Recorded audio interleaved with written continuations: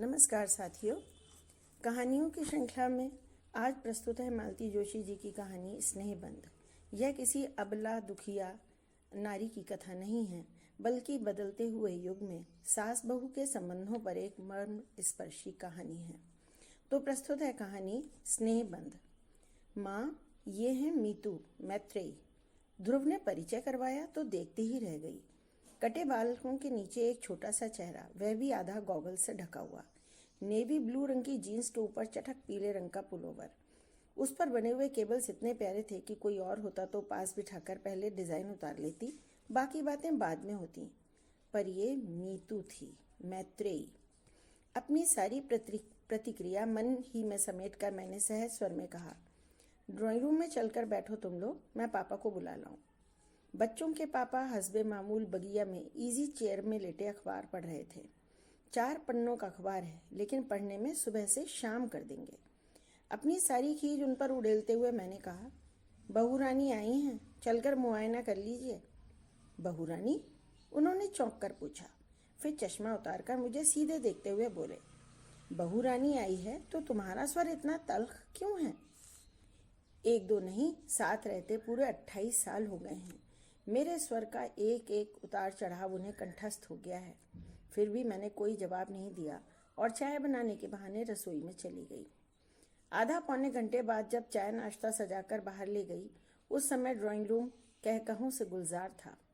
इस बीच शायद शिव भी कॉलेज से लौट आया था और उसी के किसी चुटकुले पर सब लोग ठहाके लगा रहे थे। मुझे देखते ही शिव ने आगे बढ़कर ट्रे थाम ली। ध्रुव ने मेज से सारा कबाड़ हटाकर जगह बनाई। पानी का जग और चटनी की शीशी अंदर छूट गई थी।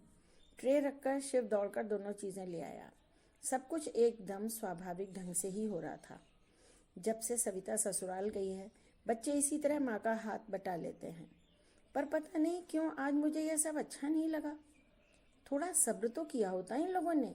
मैं भी तो देखती, मीतू नाम की यह लड़की कितना अदब कायदा जानती है। घर की बहू रानी बनकर आ रही हैं। यह तो हुआ नहीं कि खुद चलकर किचन तक आती, झूठ मूठी से ही मदद के लिए पूछती। बस लाट साहब की तरह बाहर बैठी रही। लड़के बेचारे बैरों की तरह दौड़ धूप कर रहे हैं। नाश्ते के लिए गरम समोसे बना लिए थे, सूजी के लड्डू और घर का बना चिवड़ा भी साथ ही था। जनता के नाश्ते का सरंजाम देखा तो खुश हो गई।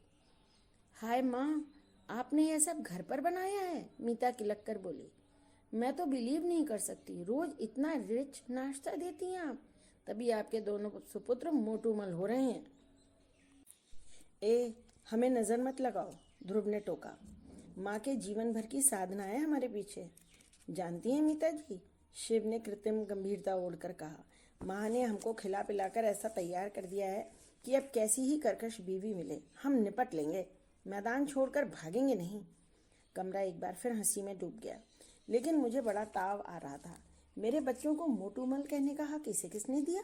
अभी तो घर में आई भी नहीं और रौब झाड़ने लगी। वाह, यह भी कोई बात हुई? तुम्हारे माँ बाप ने तुम्हें नहीं खिलाया तो हम क्या करें? तुम अपने राज में डबल रोटी खिला खिला कर उसे दुबला कर लेना बस। चलूँ माँ? मैंने अपनी तंद्रा से चौंक कर देखा। सब लोग उठ खड़े हो गए थे। मीता नमस्ते कर रही थी। फिर वह चली गई। गेट तक छोड़कर हम लोग लौट आए। ध्रुव उसे घर तक छोड़ने चला गया। पहली बार आई थी, बच्चों के पापा घर में आते ही शुरू हो गए। जिसको तो तुम नेक बांटती फिरती हो, उसे यूं ही खाली हाथ भेज दिया। मैंने कोई जवाब नहीं दिया, खाली प्लेट प्याले समेट कर रसोई में चली आई। पहली बार आई थी तो कोई क्या करे? रीति रिवाजों का ठेका क्या हमने ही ले रखा है? वह क्या एक बार झुककर पैर नहीं छू सकती थी? एकदम ही अंग्रेज बनी जा रही थी। सारी शाम मैं रसोई में ही बनी रही। मुझे मालूम था मेरी प्रतिक्रिया जानने को सब उत्सुक होंगे, पर मैंने किसी को हवा नहीं लगने दी। शिव 1-2 बार आकर मंडरा गया, पर मैं व्यस्त होने का दिखावा करती रही। रात खाने की मेज पर भी एक अव्यक्त तनाव था। बच्चों के पापा ने 1-2 चुटकुले सुनाकर उसे तोड़ने की कोशिश भी की, पर बात कुछ बनी नहीं। खाने के बाद भी काम कहाँ खत्म होता है। सारे दरवाजे खिड़कियाँ मुझी को देखनी होती हैं, घर भर की बत्तियाँ बुझानी होती हैं, टंकी में पाइप छोड़ना होता है, दूध दही के बर्तनों को जाली की अलमारी में रखना होता है, आंगन से सूखते कपड़े उतारना होता है। एक एक काम निपटाती जा रही थी कि देखा ध्रुव पास आकर खड़ा हो गया है। माँ, उसने कांपते हुए स्वर में पुकारा। क्या है? तौलिए को ताहते हुए मैंने पूछा, तुम्हें मीता कैसी लगी? मेरे लगने का क्या है, तुम्हें पसंद आनी चाहिए बस। नो मम्मा, तुम्हारी पसंद बहुत ज़रूरी है, तुम्हारी और पापा की। शाम से मन में जो अंधड़ उठ रहा था ध्रुव के प्रश्न से तीव्र हो उठा। तुमने जवाब नहीं दिया माँ? अच्छा यह बताओ, क्या उसे पता था कि तुम उसे कहाँ ले जा रहे हो? मैंने प्रति प्रश्न किया। हाँ, क्यों? तो क्या वह ढंग के कपड़े पहनकर नहीं आ सकती थी? कम से कम तुम उसे। मैंने कहा था माँ। फिर? वह बोली, मैं जैसी हूँ वैसी ही उन्हें देख लेने दो, बेकार नाटक करने से फायदा। खैर, कपड़ों को छोड़ो, वो कैसी लगी बताओ। ध्रुव इतनी आजिजी से पूछ रहा था कि उसका दिल दुखाते न बना। अच्छी है, मैंने अनमने ढंग से कहा और बात समाप्त कर दी। वरना सच तो यह था कि मैंने मीता को ठीक से देखा ही नहीं था। पहली ही नज़र में उसका हुलिया देखा और मन खट्टा हो गया। बहू को लेकर मन में कितनी कोमल कल्पनाएं थीं, सब राख हो गई थीं। गुस्सा तो अपने लाडले पर आ रहा था। प्रेम करते समय इन लोगों की अक्ल क्या घास चरने चली जाती है? कैसे प्यारे प्यारे रिश्ते आ रहे थे, पर तकदीर में तो यह सर्कस सुंदरी ही लिखी थी ना। एक सांस भरकर रह गई मैं। एक बार हम लोगों की स्वीकृति की मोहर लगने भर की देर थी, फिर तो सारे काम फटाफट और कायदे से होते चले गए। मीता के पिताजी स्वयं घर आए और उन्होंने औपचारिक रूप से रिश्ते की पहल की। मीता को अपनी बहू बना लेने के लिए करबद्ध निवेदन किया। उन्होंने बताया कि पत्नी की मृत्यु के बाद उनके बच्चे अक्सर हॉस्टल में ही पले हैं, वे भी हमेशा टूर पर ही बने रहे। 2 साल पहले लड़की की शादी हुई है, तब से घर कुछ आकार ग्रहण करने लगा है। हॉस्टल में रहने के कारण मीतू काफ़ी कुछ सीखने से वंचित रह गई है। वे तो डर रहे थे, पर ध्रुव ने उन्हें आश्वस्त किया है कि माँ बहुत सहनशील और स्नेहमयी हैं, वे उसे अपने अनुसार ढाल लेंगी। उत्तर में ध्रुव के पापा ने भी उन्हें आश्वस्त किया। कहा कि हम लोग इतने दकियानुसी नहीं हैं कि एक आर्किटेक्ट लड़की में 16वीं सदी की बहू तलाशें। इस प्रकार बहुत ही सौजन्यपूर्ण वातावरण में परिचय का पहला दौर समाप्त हुआ। फिर धूमधाम से सगाई हुई। दोनों पक्षों ने जी खोलकर खर्च किया। दान दहेज तो कुछ लेना था नहीं, लेन देन की कड़वाहट भरी चर्चा से बच गए हम लोग। फिर भी मैंने सबकी नज़र बचाकर समधी जी के हाथ में एक लिस्ट थमा दी थी। पहले बेटे की शादी थी, नाते रिश्तेदारों को नेक तो मिलना ही चाहिए। अपनी बेटी को तो लोग देते ही हैं, जिंदगी भर यह देना समाप्त ही नहीं होता, पर बाकी लोगों का मौका तो सिर्फ शादी में ही आता है ना। एक लिस्ट मैंने ध्रुव को भी पकड़ाई थी। लिस्ट क्या थी? होने वाली बहू के लिए पूरी आचार संहिता थी। मीता अब शादी के बाद ही इस घर में आएगी। भविष्य में वह बाल नहीं कटवाएगी, हाथ में चूड़ियां डालने की आदत डालेगी, शादी में सिर ढकेगी, घर में मेहमान रहेंगे तब तक साड़ी पहनेगी और लोगों के सामने ध्रुव को नाम लेकर नहीं पुकारेगी। खूब लंबी सूची थी, बारीक से बारीक जो भी बात याद आती गई जोड़ दी थी। शिव ने तो उसका नाम 20 सूत्री कार्यक्रम रख दिया था। आते जाते ध्रुव को छेड़ देता, दादा भाई भाभी को कितने सूत्र रटा दिए। कभी कहता, भाभी से कहना फर्स्ट डिवीजन आने से भी चलेगा, पर कम से कम पास मार्क्स तो आने ही चाहिए। यह छेड़छाड़ सिर्फ मजाक के तौर पर नहीं होती थी, इसमें एक अव्यक्त आक्रोश भी था। माँ के कारण उन लोगों की इमेज एकदम पुराणपंथी हो गई थी। ध्रुव मुंह से तो कुछ नहीं कहता था, पर शिव के छेड़ने पर जैसी उदास हंसी हंस देता, उससे यह स्पष्ट हो जाता था। आखिर एक दिन मैंने कह ही दिया, देखो शिव, ये मजाक उड़ाने वाली बात नहीं है।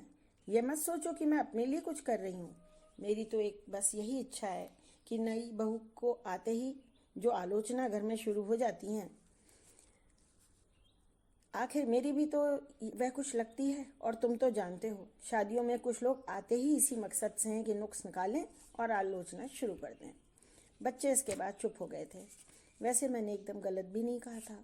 शादी में सचमुच कुछ लोग मीन मेख निकालने के लिए ही आते हैं। नई नवेली दुल्हनों को सबसे ज़्यादा आलोचना झेलनी पड़ती है।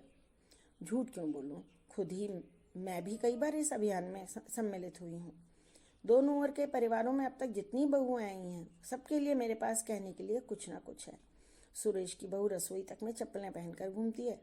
महेश की बहू 9 बजे से पहले बिस्तर नहीं छोड़ती। राजन की बहू रसोई में झांकती तक नहीं। आलोक की बहू 24 घंटे उसके नाम का जाप करती रहती है। जेठ ससुर तक का ही उसे होश नहीं रहता। निखिल की बहू तो और भी 30 मार खाएं। जहाँ पति को 4 लोगों के बीच हंसते बोलते देखेगी, बच्चे को लद्द से लाकर गोद में पटक देगी। उस पर दुर्राई है कि कोई मेरी अकेली का नहीं है जो दिन भर मैं ही लादे फिरूं। सुन सुनकर कान पक गए तो बुआ जी ने एक दिन कह ही दिया, बहू सभी जानते हैं कि बच्चा कोई अकेले नहीं पैदा करता, पर उसका कोई इस तरह ढिंढोरा भी नहीं पीटता। ये सारे नमूने मेरी आंखों के सामने थे, इसलिए मन में एक आदर्श बहू की कल्पना थी। सोचा था ध्रुव के लिए जो लड़की लाऊंगी वह इन सबसे अलग होगी, पर अपना सोचा कहाँ हो पाता है। तुम्हारी सारी शर्तों का पालन करेगी तब तो वह तुम्हें अच्छी लगेगी ना माँ? ध्रुव ने एक दिन गले में बाहें डालकर बड़ी आशा से पूछा था। तब यही सोचकर संतोष कर लिया था कि लड़का आज भी मुझे कितना चाहता है। आसपास के वातावरण को देखते हुए यह भी कम न था। शादी हुई और खूब धूमधाम से हुई। घर की पहली शादी थी, अनगिनत मेहमान आए थे। उनमें से कईयों को निराश लौटना पड़ा। टीका टिप्पणी का एक भी मौका हाथ नहीं लगा। मैं खुद बहुत डरी हुई थी। एक तो लड़की की माँ नहीं थी, करता धरता बड़ी बहन थी जो अमेरिका में ही बस गई थी। पति पत्नी दोनों डॉक्टर थे। भैया भाभी तो अभी नए ही थे, पर स्वागत सत्कार में, खान पान में कहीं कोई त्रुटि या अव्यवस्था नहीं हो पाई थी। मीता के पापा जी तो बिछे जा रहे थे, पर बहन बहनोई, भैया भाभी, चाचा ताऊ सभी सौजन्य और विनम्रता की मूर्ति बने हुए थे। और जयमाल के समय जब मीता को देखा तो बस आंखें जुड़ा गईं। अपना यह रूप लावण्य इतने दिनों तक कहाँ उसने छिपा रखा था। लाल सुर्ख बनारसी साड़ी में लिपटी वह किसी सलोनी गुड़िया सी लग रही थी। अंतरजातीय विवाह को लेकर एक शूल था मन में, वह भी जाता रहा। इसी बात को लेकर ननद रानी कोसती रही हैं। अब सर उठा के सबके सामने कह सकूंगी, भाई हमने तो लड़की का रूप गुण देखा, विद्या बुद्धि देखी और घर परिवार देखा, बस जात पात को आजकल पूछता ही कौन है। 8-10 दिन घर में मेला सा लगा रहा। मीता जितने 2-4 दिन रही ननदों के बीच दबी ढकी बैठी रही, उनके बच्चों का लाड़ दुलार करती रही, रिश्ते के सास और जिठानियों का मान मनुहार करती रही। सभी लोग प्रसन्न थे और जाते समय हर कोई मुझे बधाई देता हुआ गया। शादी के बाद दोनों 8-10 दिन के लिए मसूरी घूमने चले गए थे। उनके लौटने तक मैंने सविता को रोक लिया था। सोचा ननद भौजाई थोड़े दिन साथ रह लेंगे। दूसरे दिन सुबह सुबह मैं रसोई में व्यस्त थी कि सविता पास आकर फुसफुसाई, माँ बहू रानी को तो देखो। देखा, बड़े बड़े पीले फूलों वाली मैक्सी पहनकर वह मेज पर प्लेटें लगा रही है। मैं और सविता दोनों एक दूसरे का मुंह ताक रहे थे। इस बात को कौन उठाए और कैसे? मैं तो आजकल लड़कों से खौफ खाने लगी थी, पर सविता तो उन दोनों को घास नहीं डालती थी। दंदनाती भी बाहर चली गई और बोली, मीता रानी आज ये कौन सी ड्रेस निकाल ली? घर की ड्रेस है दीदी। फिर सविता की प्रश्नार्थक दृष्टि को समझते हुए बोली, माँ का ऑर्डर था कि मेहमानों के सामने साड़ी पहननी होगी, इसलिए इतने दिन पहनती रही, पर इतना बंधा बंधा लगता है उसमें। तो हमें मेहमानों में नहीं गिनती तुम? आप तो घर की हैं, दीदी हैं अपनी। और कोई वक्त होता तो मैं इस बात पर निहाल हो जाती, पर इस समय समस्या ज़रा नाजुक थी। मैंने आगे बढ़कर कहा, बेटे घर में जब तक कोई आ निकलता है और लोग अक्सर तुम्हें देखने के लिए ही आते हैं। पर माँ साड़ी पहनकर ज़रा भी कंफर्टेबल नहीं लगता, काम तो कर ही नहीं सकती मैं, बस गुड़िया की तरह बैठे रहना पड़ता है। तो अभी तुम्हारे गुड़िया की तरह सजने संवरने के दिन है, काम करने को तो जिंदगी पड़ी है, और अभी तो मैं बैठी हूँ। ठीक है माँ, लेकिन ऑफिस में तो साड़ी पहनकर जाना ज़रूरी नहीं है ना? मुझसे तो गाड़ी चलाते ही नहीं बनेगी। गाड़ी का मतलब लूना? ये भी एक शूल था मन में। शादी के सामान के साथ लूना देखकर मेरी भाभी फिच्चे से हंस दी थी। वाह ध्रुव जी, सीधेपन की हद कर दी आपने। आजकल बजाज सुपर से नीचे कोई बात नहीं करता।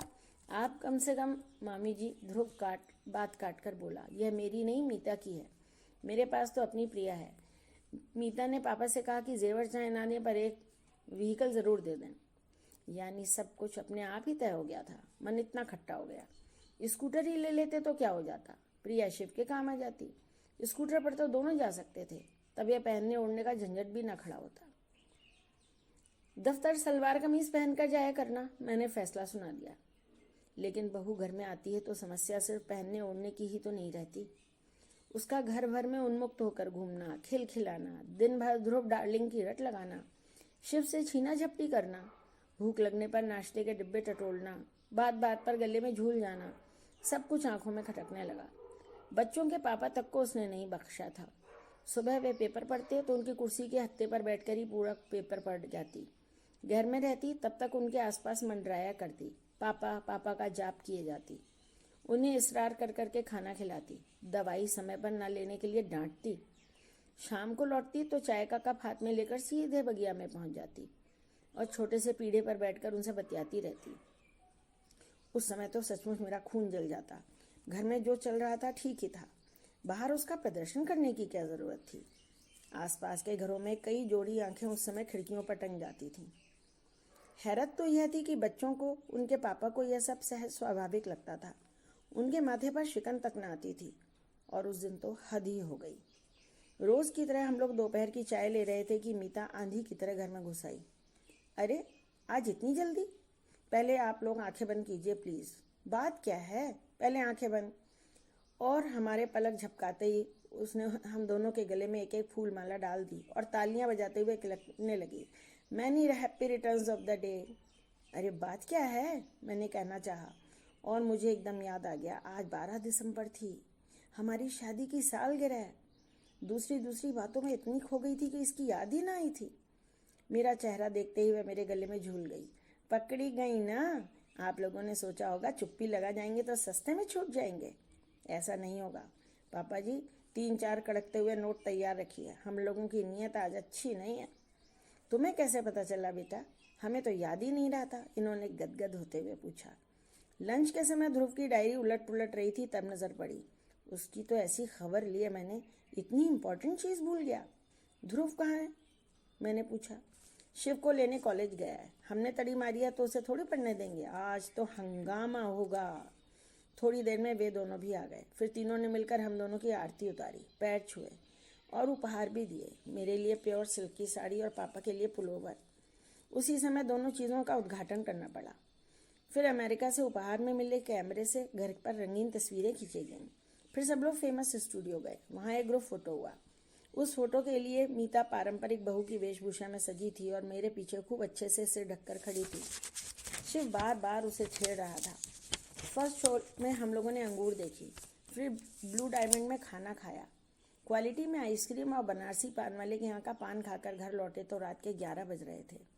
बेतरह थक गई थी मैं, पर यह थकान भी कितनी मीठी थी। बाप रे, थक गई मैं तो। इन लोगों ने सचमुच एक हंगामा कर डाला।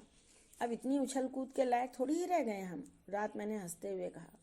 पर देखा ये चुप हैं, आग्नेय दृष्टि से मुझे घूर रहे हैं। क्या हुआ? मैंने घबरा कर पूछा। वह लड़की बेचारी माँ माँ कहकर मरी जाती है, और तुम? क्यों, मैंने क्या किया है? मैंने खींच कर कहा। मन में छाई खुशी भाप बनकर उड़ने लगी थी। मुझसे क्या पूछती हो? अपने आप से पूछो कि तुमने क्या नहीं किया है। वह बेचारी बिना माँ की लड़की, बिना माँ की है तो मैं क्या करूं? मैं एकदम फट पड़ी। शाम ममता का एक सोता फूट पड़ा था, अंतस में वह जमने लगा था। बिना माँ की है तो मैं क्या करूं, यह तो बताइए। गोद में लेकर घूमूं या लोरी गाकर सुनाऊं? उन्होंने जवाब नहीं दिया और करवट बदलकर लेट गए। इतना गुस्सा आया। यह अच्छा तरीका है, जवाब देते ना बने तो बात ही खत्म कर दो। अजीब मुसीबत है, मैं बुदबुदाई। दिन भर घर में धींगा मस्ती चलती रहती है, छोटे बड़े का भी लिहाज नहीं रखा जाता। फिर भी मैं कुछ नहीं कहती हूँ, चुपचाप देखती रहती हूँ। फिर भी मुझे चैन नहीं है। पराई लड़की पर तो लोगों को इतनी ममता हो आती है। साल 6 महीने में अपनी जाई घर आती है, उसका तो कभी ऐसे लाड़ दुलार नहीं किया। वे एकदम पलटे। उसका लाड़ दुलार क्या खाक करूँगा? वह तुम्हारे अनुशासन में पाली गई बिटिया है। आज तक कभी खुलकर बात भी की है उसने? अब चुप रहने की बारी मेरी थी। जनवरी के प्रथम सप्ताह में ध्रुव को अचानक 6 महीने की ट्रेनिंग के लिए जर्मनी जाने का आदेश मिला। घर में एक खुशी की लहर दौड़ गई। कितने सारे लोगों में सिर्फ उसी का चयन हुआ था। गर्व से हम लोगों के कलेजे गज गज भर के हो गए थे। जोर शोर से तैयारियां शुरू हो गई और मेरा दिल बैठने लगा। लड़का पहली बार इतनी दूर प्रदेश में जा रहा है और फिर नई नवेली बहू को पीछे छोड़कर जा रहा है। मीतू को भी क्यों नहीं ले जाते, घूम आएगी, इन्होंने कहा। लेकिन मीता ने इस प्रस्ताव का विरोध किया। वह बोली, बेकार रुपए फेंकने से क्या फायदा पापा जी, ध्रुव का खर्च तो कंपनी देगी, मेरा तो हम लोगों को ही उठाना पड़ेगा। कभी अपना भी चांस आएगा, है ना शिव? वह हमेशा की तरह हंसमुख बने रहने का भरसक प्रयास करती, पर कभी कभी उसका चेहरा बेहद उदास हुआ था। स्वाभाविक भी था, पर मुझे चिंता हो चली थी। आखिर मैंने एक दिन ध्रुव से कहा, बेटे तुम्हारे लौटने तक मीता अपने पापा के यहाँ रहे तो कैसा है? कहीं भी रह लेगी माँ, 6 महीने की ही तो बात है, पलक झपकते बीत जाएंगे। सब कुछ ठीक ठाक रहा तो लौटते समय 15-20 दिन के लिए उसे बुला लूंगा। घूम घाम लेंगे। उसने तो बात समाप्त कर दी थी, पर मेरी चिंता वैसी की वैसी बनी हुई थी। बच्चों के पापा का इन दिनों कुछ ठीक नहीं था। वह यहाँ उदास बनी रहेगी तो उसका संबंध सीधे मुझसे जोड़ देंगे, इसलिए डर लग रहा था। शिव और मीता उसे छोड़ने बम्बई तक गए थे। लौटकर मीता अपने पापा के यहाँ चली गई। उसकी भाभी के यहाँ लड़का हुआ था। फिर महीने भर बाद भाभी अपने पीहर चली गई तो उसने घर की देखभाल के लिए वहाँ रह जाना चाहा तो हमने कोई आपत्ति नहीं की। घर एकदम सुनसान हो गया था। बच्चों के पापा ध्रुव से ज़्यादा मीता को मिस कर रहे थे। हर चौथे आठवें दिन समधियाने पहुँच जाते, कभी घसीट कर मुझे भी साथ ले जाते।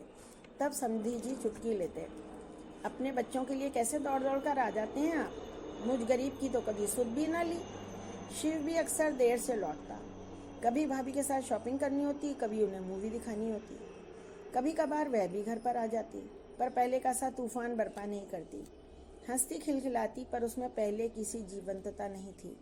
जब वह चली जाती तो कहते, कहा था साथ चली जाओ, तब नहीं मानी, पैसे का मुंह देखती रही, अब मन ही मन घुल रही है। मार्च का अंतिम सप्ताह रहा होगा। एक रात इनके पेट में जोर का दर्द उठा। पता नहीं कितनी देर से तड़प रहे थे। मेरी तो अचानक नींद खुली तो देखा पेट पकड़े बैठे हैं। चेहरा सफ़ेद पड़ गया है। क्या हुआ? मैंने घबराकर पूछा। क्या पेट दर्द कर रहा है? उन्होंने जवाब नहीं दिया। मैं उठी, पानी गर्म किया, रुई में हींग की डली लपेटकर उसे जलाया। फिर प्लेट में अजवाइन, काला नमक, हींग और गर्म पानी लेकर इनके पास आई। वे मना करते रहे, पर जब मैं बार बार आग्रह करने लगी तो चिढ़कर बोले, जरा बात तो समझा करो, वैसा दर्द नहीं है भाई। फिर कैसा है? मैं दोपहर से बाथरूम नहीं गया हूँ। और अब बता रहे हैं? मैं फटी फटी आंखों से उन्हें देखती रह गई। शिव के पेपर्स चल रहे थे। पढ़कर शायद अभी अभी सोया था, पर उसे जगाना पड़ा। उतनी रात जाकर वह डॉक्टर शुक्ला को लिवा लाया। उन्होंने मुआयना किया और पूछा, ये तकलीफ कब से आपको? जी 15-20 दिन से थोड़ा कष्ट हो रहा था। इतना ताव आया मुझे। इतने दिन तक चुप बने रहने में क्या तुक थी? शिव बोला, माँ यह समय गुस्सा करने का नहीं है, बाद में निपट लेंगे, पहले इन्हें संभालो। राम राम करके वह रात बीती। सुबह भर्ती होना ही पड़ा। प्रोस्टेट की शिकायत थी, ऑपरेशन ज़रूरी था। इन्होंने पहले ही अपना आदेश सुना दिया। प्राइवेट नर्सिंग होम नहीं जाएंगे, सरकारी अस्पताल में भी प्राइवेट वार्ड नहीं लेंगे, जनरल में रहेंगे। इस ऑपरेशन के बाद नर्सिंग की बहुत ज़रूरत होती है। प्राइवेट वार्ड में कोई झांकता भी नहीं है, 10 बार बुलाने जाना पड़ता है। उनकी बात न मानने का कोई उपाय नहीं था। खजाने की चाबी उन्हीं के पास थी। ध्रुव यहाँ होता तो बात दूसरी थी, पर अब उतनी दूर से उसे बुलाने का कोई मतलब भी न था। जनरल वार्ड में जो एक रात गुजारी है, उफ, जिंदगी भर याद रहेगी। इनकी वैसी हालत में नींद आने का कोई प्रश्न ही नहीं था, पर आसपास के वातावरण ने मन को इतना बोझिल कर दिया कि सुबह उठकर लगा मैं ही बीमार हूँ। और दुर्गंध अब भी याद आती है तो मन पर कांटे से उगाते हैं। सुबह शिव कहीं से चाय लाया था मेरे लिए, पर घूंट भर भी गले से नहीं उतरी। 10 बजे ऑपरेशन होने का था। 9 बजे ही इन्हें स्ट्रेचर पर डाल कर ले गए। मैं और शिव भी पीछे पीछे चल दिए। जहाँ तक जाने दिए वहाँ तक गए और फिर वहीं बैठकर इष्ट देव का जाप करने लगी। शिव बेचारा दौड़ धूप में व्यस्त हो गया। नमस्ते बहन जी। मैंने चौंक कर देखा। मीता के पापा थे। आपने तो खबर भी नहीं की, इतने बेगाने हो गए हम लोग। उनके स्वर में आक्रोश था, शिकायत थी। मैं क्या जवाब देती? वो तो मीतू अभी किसी काम से घर गई थी, तब पड़ोस के मेहता साहब ने बताया। सब कुछ इतना अचानक हो गया, मैंने अपराधी स्वर में कहा। शिव बेचारा एकदम अकेला पड़ गया था। सारी दौड़ भाग उसी के जिम्मे थी। यही तो मैं कह रहा हूँ, उसे अकेले सारी दौड़ भाग करने की क्या ज़रूरत थी? हम लोग किस लिए हैं? कल को ध्रुव सुनेगा तो क्या कहेगा? उनसे तो जो भी कहेगा, मुझे तो अपनी चिंता हो गई थी। ध्रुव मुझसे क्या कहेगा? इन पर इतना ताव आ रहा था, दर्द से तड़प रहे थे, पर मजाल है जो बटुए की पकड़ जरा सी ढीली हो जाए। जनरल वार्ड में रहेंगे, वहाँ नर्सिंग अच्छी होती है। अब इतने बड़े आदमी को उस नर्क में ले जाऊँ तो कैसा लगेगा? अपनी उस दुश्चिंतता में यह पूछना भी याद नहीं रहा कि मीता कहाँ है। 11:30 बजे उन्हें थिएटर के पास वाले कमरे में लाकर रखा गया। ऐसे हट्टे कट्टे हंसते बोलते व्यक्ति को इस तरह असहाय अवस्था में देखकर मेरी तो रुलाई फूट पड़ी। मीता के भाई नरेश मुझे सहारा देकर बाहर ले गए और वापस बेंच पर बिठा दिया। असहाय सी मैं वहाँ बैठी रही। 2 घंटे बाद उन्हें वार्ड में ले जाने की अनुमति मिली। ये 2 घंटे मेरे लिए 2 युग हो गए। वार्ड में वापसी के समय काफिला ज़रा बड़ा था। घर परिवार के लोग थे और स्टाफ के भी। ढेर सी शीशियाँ स्ट्रेचर के साथ चल रही थीं और सब लोग उन्हें उठाए हुए थे। माँ तुम सीढ़ियों से आ जाओ, लिफ्ट में तुम्हें परेशानी होगी, शिव ने कहा तो मैं सीढ़ियों की ओर मुड़ गई। हाँफती कांपती ऊपर पहुंची तो तब तक स्ट्रेचर शायद वार्ड में पहुंच चुका था, क्योंकि गलियारे में उसका कहीं पता नहीं था। मैं वार्ड तक पहुंची ही थी कि नरेश जी की आवाज़ आई, माँ जी इधर आइए। उनके पीछे चलती हुई मैं गलियारे के छोर तक पहुंची। डीलक्स रूम का दरवाज़ा खुला और खाली स्ट्रेचर थामे लोग बाहर निकले। ये कमरा? मैंने अस्फुट स्वर में कहा। भाभी ने बुक कराया है। मेरा असमंजस ताड़कर शिव पास आकर फुसफुसाया। ये उसके बस की ही बात थी। उसके पापा गर्व से बता रहे थे। सुपरिंटेंडेंट से जाकर भिड़ गई, खड़े खड़े रूम अलॉट करवा लिया। बहुत लड़ाकू लड़की है ये। मैंने मीता की ओर देखा। वह चुपचाप इनके पलंग के पास खड़ी थी। घर पर तो तिनका भी नहीं उठाती, नरेश बोले। यहाँ आई है तब से सफाई में जुटी है। 3 बार तो घर के चक्कर लगाई है। ये सास जी को खुश करने के फॉर्मूले हैं, समधी जी ने स्नेह सिक्त स्वर में कहा।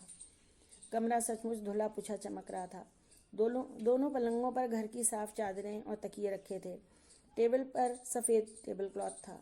अलमारी में कागज़ बिछे हुए थे। उसमें मेरे और इनके कुछ कपड़े तहाकर रखे हुए थे। चाय, शक्कर, कप, प्लेटें, माचिस, कुछ भी नहीं भूली थी वह। बाथरूम में बाल्टी, मग, तौलिया, चौकी सब व्यवस्थित ढंग से सजा हुआ था। थोड़ी देर में स्टोव की घरघराहट शुरू हुई। देखा मीता चाय बना रही है। माँ चाय पी लीजिए। थोड़ी देर बाद वह मेरे सामने खड़ी थी। कमरे में आने के बाद से उसने पहली बार बात की थी और उसका स्वर अत्यंत सपाट था। चाय यहाँ? मैंने एक बेमतलब सा जुमला उठाया। तो कहाँ पियेंगी? क्या पापा को इस हालत में छोड़कर आप घर जाएंगी? उसकी बात में तर्क था, पर उससे भी ज़्यादा वजनदार उसकी आवाज़ थी। मैंने चुपचाप प्याला होठों से लगा लिया। मेरे चाय लेते ही सबने जैसे राहत महसूस की, क्योंकि सभी थके हुए थे। बहुत बेमन से प्याला उठाया था, पर सच कहूँ तो पीने के बाद जी एकदम हल्का हो गया। सुबह से सिर भारी हो रहा था, वह भी थोड़ा उतर गया। 5 बजे के करीब उन्हें कुछ होश आया। मीता उनके पास ही बैठी हुई थी। उसे देखकर उतनी पीड़ा में भी वे थोड़ा सा मुस्कुरा दिए। तब मुझे एहसास हुआ कि सचमुच उनकी यंत्रणा बहुत भीषण रही होगी। नहीं तो क्या ऑपरेशन से पहले एक बार भी अपनी लाडली बहू को याद ना करते? पापा, आप और भैया आप घर जाइए, मीता का फरमान छूटा। रात को मेरा और माँ का खाना लेकर भैया आएगा। आप अब सुबह आइएगा। मैं फल फूल खा लूँगी। मैंने हल्का सा प्रतिवाद किया। आपके लिए पक्का खाना बन जाएगा, उसने मेरी ओर बिना देखे कहा। वैसे बहन जी चाहें तो हमारे साथ घर चलकर। पापा प्लीज़, उसने जैसे सारे विवाद को समाप्त करते हुए कहा और उन दोनों को जबरन घर रवाना किया। फिर शिव के साथ बैठकर उसने सारे पर्चे पढ़े और शिव को दवाइयाँ लाने भेजा और खुद उनके पलंग के पास स्टूल खींचकर बैठ गई। दूसरे पलंग पर मैं चुपचाप पड़ी रही। बोलने की शक्ति ही नहीं रह गई थी। 2 रातों का जागरण था, थकान थी, तनाव था। कब झपकी लग गई पता ही नहीं चला। मीता ने खाने के लिए जगाया, तब जाकर आँख खुली। समधी जी से रहा नहीं गया होगा, खाना लेकर खुद आ गए थे। बाद में लाडो की फटकार भी सुननी पड़ी। वे शिव का भी खाना लाए थे, पर मीता ने उसे अस्पताल में खाने नहीं दिया। तुम पापा के साथ घर जाओगे और सुबह पेपर के बाद ही यहाँ आओगे, समझे? लेकिन भाभी, यहाँ वह मिमियाया। यहाँ की चिंता मत करो, यहाँ मैं हूँ, माँ है, भैया हैं। शिव बहुत कुनमुनाया, पर आखिर उसे जाना ही पड़ा। उन लोगों को छोड़ने के लिए नरेश जी नीचे तक गए। मीता ने उनसे मेरे लिए पान मंगवाया। पान के बिना आज पूरा दिन हो गया, पर मुझे यह याद ही नहीं आई थी। पता नहीं कैसे मीता जान गई थी कि खाने के बाद मुझे तलब ज़रूर आएगी। खाने के बाद उसने मेरा बिस्तर ठीक किया, फिर बाथरूम में जाकर सारी प्लेटें गिलास धो डाले, दूध एक बार फिर गर्म किया और सोने की तैयारी करने लगी।